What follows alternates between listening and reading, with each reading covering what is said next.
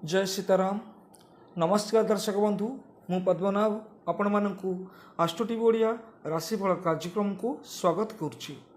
दर्शक बंधु आसतु आज आलोचना करवा चलित वर्ष 2024 जून मासटी मीन राशि व्यक्तिविशेषों किपरि कटिब। ए मासटी आपण जीवन प्रत्येक क्षेत्र में किपरि रही जानापी आपण भिडटी शेष पर्यंत देखु एवं भिडियो शेष में दि जाऊा प्रतिकार आपण करूँ आपण को अनेक शुभफल प्राप्त हो। प्रथम देखा ए मसरे आपणकर गोचर कुंडली उपरे ग्रह मान स्थिति किपरि रही।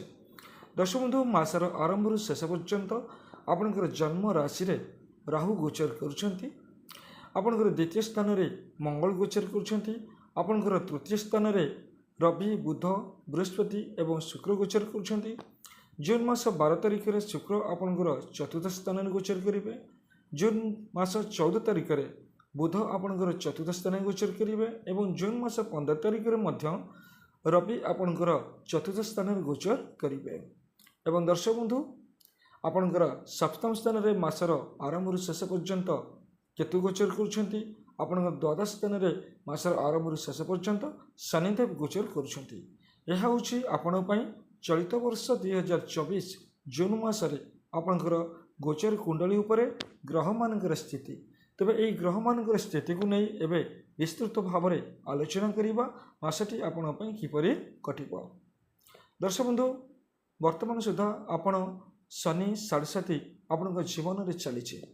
शनि 7.5 प्रथम सोपान देकी वर्तमान आपण गति करुछंती, जाफल कि आपण जीवन में अनेक संघर्षमय परिस्थिति देकी आपण गति करुछंती। आपणकर कैरियर कहतु बिजनेस कहतु आपण फैमिली लाइफ लव लाइफ प्रत्येक क्षेत्र में आपणकर मैरिज लाइफ प्रत्येक क्षेत्र में आपण एक संघर्षमय जीवन यापन करुछंती। स्ट्रगल आपण जीवन रोचे। तेज दर्शक बंधु आपण केबे हारासमेंट होंतु नहीं। यही समय आपण कठिन परिश्रम करंतु, ईश्वर ऊपर भरोसा रखंतु, ईश्वर ऊपर विश्वास रखंतु एवं आपण जीवन में साधुता अवलंबन करंतु। देखिए कठिन परिस्थितिर मुकाबिला आपण निश्चित भाव में करें एवं आपण समस्त डिफिकल्ट कंडीशन निश्चित सुधरी आपण जीवन में सफलता आपण निश्चित हासिल करें। तब दर्शक बंधु प्रथम देखा कैरियर को लेकिन ए मासटी आपण किपरि रही।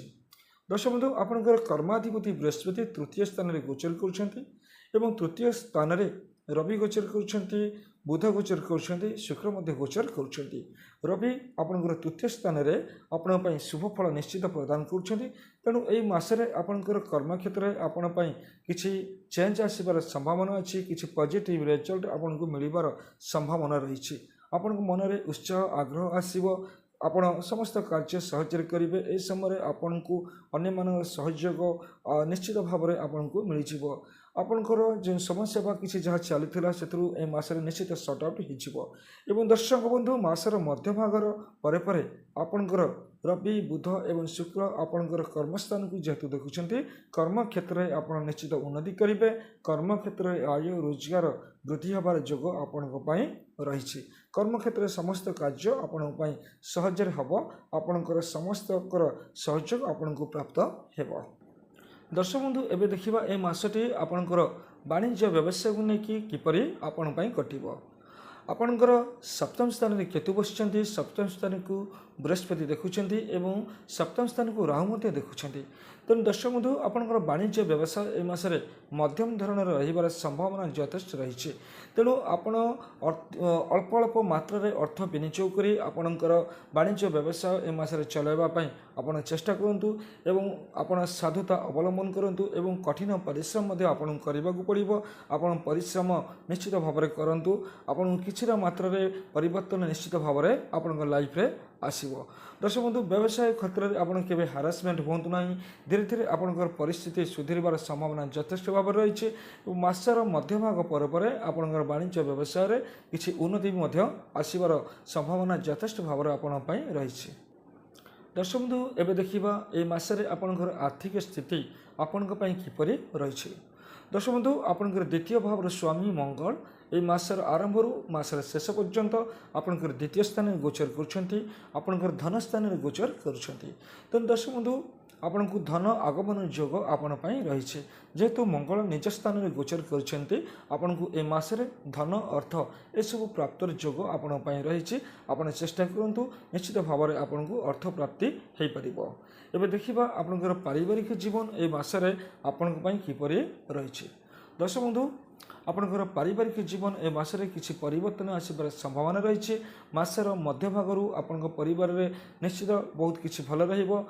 କିଛି ବ୍ୟକ୍ତିବିଶେଷ ଆପଣଙ୍କ ପରିବାରକୁ ଆପଣଙ୍କ ଘରକୁ ଆସିବାର ସମ୍ଭାବନା ରହିଛି। ଅତିଥିମାନେ ଆପଣଙ୍କର ପରିବାରରେ ଯୋଗଦାନ କରିବାର ସମ୍ଭାବନା ରହିଛି। ପାରିବାରିକ ଖୁସି ଆପଣଙ୍କୁ ନିଶ୍ଚିତ ଭାବରେ ମିଳିବ। ଦର୍ଶକ ବନ୍ଧୁ, ପରିବାରରେ କୌଣସି ଦ୍ରବ୍ୟ ମଧ୍ୟ ଆପଣ ନିଜ ଘରକୁ କିଛି ଦ୍ରବ୍ୟ କ୍ରୟ କରିବେ। ପରିବାର ପାଇଁ କୌଣସି ସୌଖିନ ଦ୍ରବ୍ୟ ହେଉ ଆଉ କୌଣସି ଅଳଙ୍କାର ହେଉ, ଏସବୁ ମଧ୍ୟ କ୍ରୟ କରିବାର ଯୋଗ ଆପଣଙ୍କ ପାଇଁ ରହିଛି। ଦର୍ଶକ ବନ୍ଧୁ, ଏବେ ଦେଖିବା ଏ ମାସରେ ଆପଣଙ୍କର ଏଜୁକେସନ୍ କ୍ଷେତ୍ରରେ, ଶିକ୍ଷା କ୍ଷେତ୍ରରେ ମାସଟି ଆପଣ ପାଇଁ କିପରି ରହିବ। ଦର୍ଶକ ବନ୍ଧୁ, ଆପଣଙ୍କର ପଞ୍ଚମ ସ୍ଥାନ ହେଉଛି ଚନ୍ଦ୍ରମାଙ୍କର ସ୍ଥାନ।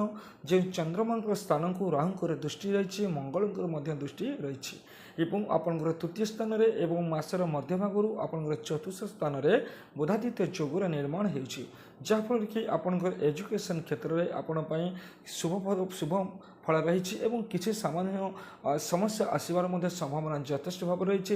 ସେଥିପାଇଁ ଆପଣ ସତର୍କ ରୁହନ୍ତୁ। ଏହି ମାସରେ ଆପଣ ନୂତନ ଶିକ୍ଷାନୁଷ୍ଠାନରେ ଆଡ଼ମିସନ୍ କରିବା ପାଇଁ ଚାହୁଁଛନ୍ତି, ଯୋଗଦାନ କରିବା ପାଇଁ ଚାହୁଁଛନ୍ତି। ଆପଣଙ୍କ ପାଇଁ କିଛି ସମସ୍ୟା ସୃଷ୍ଟି ହେଲେ ମଧ୍ୟ ପରବର୍ତ୍ତୀ ସମୟରେ ଆପଣଙ୍କୁ ନିଶ୍ଚିତ ସଫଳତା ମିଳିବ। ଆପଣ ନିଜର ପରିଶ୍ରମ ଜାରି ରଖନ୍ତୁ, ଆପଣ ନିଜର ପ୍ରଚେଷ୍ଟା ଜାରି ନିଶ୍ଚିତ ଭାବରେ ରଖନ୍ତୁ। ଏବେ ଦେଖିବା ଆପଣଙ୍କ ରିଲେସନସିପ୍ ଲଭ୍କୁ ନେଇକି ଏ ମାସଟି ଆପଣଙ୍କ ପାଇଁ କିପରି କାଟିବ। ଦର୍ଶକ ବନ୍ଧୁ, ଆପଣଙ୍କର ପଞ୍ଚମ ସ୍ଥାନକୁ ରାହୁଙ୍କର ଯେହେତୁ ଦୃଷ୍ଟି ରହିଛି, ଲଭ୍କୁ ନେଇକି ଏବଂ ଆପଣଙ୍କ ଜୀବନରେ ଶନିଙ୍କର ସାଢ଼େ ଯେହେତୁ ରହିଛି, ଆପଣଙ୍କ ଲଭ୍କୁ ନେଇକି, ସମ୍ପର୍କକୁ ନେଇକି କିଛି ବିବାଦ ପୂର୍ବରୁ ସୃଷ୍ଟି ହୋଇଛି ଏବଂ ଦର୍ଶକ ବନ୍ଧୁ, ଏହା ପାଇଁ ଆପଣ ଭଲ ଭାବରେ ମ୍ୟାନେଜ୍ କରିବା ପାଇଁ ଆପଣ ଚେଷ୍ଟା କରନ୍ତୁ। ଏ ମାସରେ ଆପଣ ଲଭ୍ରେ କିଛିଟା ସୁଧାର ଆସିବାର ଯୋଗ ଆପଣଙ୍କ ପାଇଁ ରହିଛି। ଆପଣ ଉତ୍ତମ ବ୍ୟବହାର ରଖିବା ପାଇଁ ଚେଷ୍ଟା କରନ୍ତୁ। ଆପଣଙ୍କର ପାର୍ଟନରକୁ ବୁଝିବା ପାଇଁ ଆପଣ ଚେଷ୍ଟା କରନ୍ତୁ। ଅଯଥା ଯୁକ୍ତି ଏବଂ ଅଯଥା ବିବାଦରୁ ଆପଣଙ୍କୁ ଦୂରେଇ ରୁହନ୍ତୁ, ଯାହାଫଳରେ କି ଆପଣଙ୍କ ଲଭ୍ ଲାଇଫ୍ରେ କିଛି ପରିବର୍ତ୍ତନ ଆସିବାର ସମ୍ଭାବନା ନିଶ୍ଚିତ ଭାବରେ ରହିବ। ଦର୍ଶକ ବନ୍ଧୁ, ଏ ମାସର ଆରମ୍ଭରୁ ଆପଣଙ୍କର ନବମ ସ୍ଥାନକୁ, ଆପଣଙ୍କର ଭାଗ୍ୟ ସ୍ଥାନକୁ ରାହୁଙ୍କର ଦୃଷ୍ଟି ଅଛି, ମଙ୍ଗଳଙ୍କର ଦୃଷ୍ଟି ଅଛି, ଶନିଙ୍କର ଦୃଷ୍ଟି ଅଛି, ବୃହସ୍ପତିଙ୍କର ଦୃଷ୍ଟି ଅଛି, ରବି, ବୁଧ, ଶୁକ୍ରଙ୍କର ଦୃଷ୍ଟି ଅଛି। ପ୍ରାୟ ଗ୍ରହ ଆପଣଙ୍କର ନବମ ସ୍ଥାନକୁ ଦେଖୁଛନ୍ତି, ଯାହାଫଳରେ କି ଆପଣ ଭାଗ୍ୟରେ ନିଶ୍ଚିତ ଭାବରେ କିଛି ପରିବର୍ତ୍ତନ ଆସିବ। ଭାଗ୍ୟରେ ଆପଣଙ୍କର ଉନ୍ନତି ଆସିବ, କିଛି ଚେଞ୍ଜ ହେବ ଆପଣଙ୍କର ଜୀବନରେ। ଦୂରଯାତ୍ରା କରିବାର ଯୋଗ ଆପଣଙ୍କ ପାଇଁ ରହିଛି। ଉଚ୍ଚଶିକ୍ଷାରେ ଆପଣଙ୍କର ଯେଉଁ ସମସ୍ୟା ରହିଛି ତା'ର ସମାଧାନ ହେବାର ସମ୍ଭାବନା ଯଥେଷ୍ଟ ରହିଛି। ଉଚ୍ଚଶିକ୍ଷାକୁ ନେଇକି ଆପଣ ନିଶ୍ଚିତ ଭାବରେ ଖୁସି ରହିବେ ଏବଂ ଦୂରଯାତ୍ରା କରିବାର ଯୋଗ ଆପଣଙ୍କ ପାଇଁ ରହିଛି। କୌଣସି ଧାର୍ମିକ କାର୍ଯ୍ୟକଳାପରେ ଆପଣ ଯୋଗଦାନ କରିବାର ମଧ୍ୟ ସମ୍ଭାବନା ଯଥେଷ୍ଟ ଭାବରେ ରହିଛି। ସାମାଜିକ ଜୀବନ ମଧ୍ୟ ଆପଣଙ୍କ ପାଇଁ ବହୁତ ଭଲ ରହିବ। ସମାଜରେ ଆପଣଙ୍କର ସମ୍ମାନ ବଢ଼ିବାର ସମ୍ଭାବନା ଯଥେଷ୍ଟ ଭାବରେ ରହିଛି। ସାମାଜିକ କାର୍ଯ୍ୟକଳାପ ଗୁଡ଼ିକ ମଧ୍ୟ ଆପଣଙ୍କ ପାଇଁ ବହୁତ କିଛି ଭଲ ରହିବାର ସମ୍ଭାବନା ରହିଛି। ଏବେ ଦେଖିବା ଦର୍ଶକ ବନ୍ଧୁ, ଆପଣଙ୍କର ସ୍ୱାସ୍ଥ୍ୟକୁ ନେଇକି ଏ ମାସ କିପରି ରହିଛି। ଦର୍ଶକ ବନ୍ଧୁ, ଆପଣଙ୍କର ଦ୍ୱାଦଶ ସ୍ଥାନରେ ଶନିଙ୍କର ଉପସ୍ଥିତି ରହିଛି ଏବଂ ଆପଣଙ୍କର ସପ୍ତମ ସ୍ଥାନରେ କେତୁ ଗୋଚର କରୁଛନ୍ତି। ସପ୍ତମ ସ୍ଥାନକୁ ଆପଣଙ୍କର ରାହୁ ଦେଖୁଛନ୍ତି ଏବଂ ଆପଣଙ୍କର ଜନ୍ମ ରାଶିରେ ରାହୁ ଗୋଚର କରୁଛନ୍ତି। ତେଣୁ ସ୍ୱାସ୍ଥ୍ୟକୁ ନେଇକି ବେଳେବେଳେ କିଛି ସମସ୍ୟା ଆପଣଙ୍କର ଦେଖାଦେଇପାରେ। ଆପଣଙ୍କର ପାଦଜନିତ ସମସ୍ୟା କିଛି ରହିବ ଏବଂ ପାଟି ଦାନ୍ତଜନିତ କିଛି ସମସ୍ୟା ରହିବାର ସମ୍ଭାବନା ଯଥେଷ୍ଟ ଭାବରେ ଆପଣଙ୍କ ପାଇଁ ରହିଛି ଏବଂ ଦର୍ଶକ ବନ୍ଧୁ, ଆପଣ ମାନସିକ ସ୍ତରରେ ଅବସାଦ ରହିବାର ସମ୍ଭାବନା ରହିଛି। ତେଣୁ ଦର୍ଶକ ବନ୍ଧୁ, ଆପଣ ଏହି ପ୍ରତିକାର କରନ୍ତୁ। ଏହି ପ୍ରତିକାର କରିବା ଦ୍ୱାରା ମାସଟି ଆପଣଙ୍କ ପାଇଁ ଅନୁକୂଳ ରହିବ। ବିଭିନ୍ନ ସମସ୍ୟାରୁ ଆପଣଙ୍କୁ ମୁକ୍ତି ମିଳିଯିବ। ଆପଣଙ୍କୁ ସଫଳତା ନିଶ୍ଚିତ ଭାବରେ ପ୍ରାପ୍ତ ହେବ। ଦର୍ଶକ ବନ୍ଧୁ, ଆପଣ ପ୍ରତ୍ୟେକ ଦିନ ଶନିଦେବଙ୍କର ମନ୍ତ୍ର ଜପ କରନ୍ତୁ, ଭଗବାନ ବିଷ୍ଣୁଙ୍କର ମନ୍ତ୍ର ଜପ କରନ୍ତୁ ଏବଂ ପକ୍ଷୀମାନଙ୍କୁ କିଛି ଦାନା ଖାଇବାକୁ ଦିଅନ୍ତୁ। ଏହି ତିନୋଟି ପ୍ରତିକାର ଆପଣ କରନ୍ତୁ। ଏହି ପ୍ରତିକାର କରିବା ଦ୍ୱାରା ମାସଟି ଆପଣଙ୍କ ପାଇଁ ଖୁସିରେ କଟିଯିବ। ସମସ୍ତ କାର୍ଯ୍ୟରେ ଆପଣଙ୍କୁ ସଫଳତା ମିଳିବ। ମୁଁ ଆଶା କରୁଛି ଦର୍ଶକ ବନ୍ଧୁ, ଆପଣ ଏହି ପ୍ରତିକାର ନିଶ୍ଚିତ ଭାବରେ କରିବେ। ଏହି ପ୍ରତିକାର କରିବା ଦ୍ୱାରା ମାସଟି ଆପଣ ଖୁସିରେ କଟିଯିବ। ଦର୍ଶକ ବନ୍ଧୁ, ଆଜି ତ ସମୟ ହୋଇଗଲାଣି। ଆଜିର କାର୍ଯ୍ୟକ୍ରମକୁ ଏଇଠି ରଖିବା। ପୁଣି କଥା ହେବା ପରବର୍ତ୍ତୀ ସମୟରେ।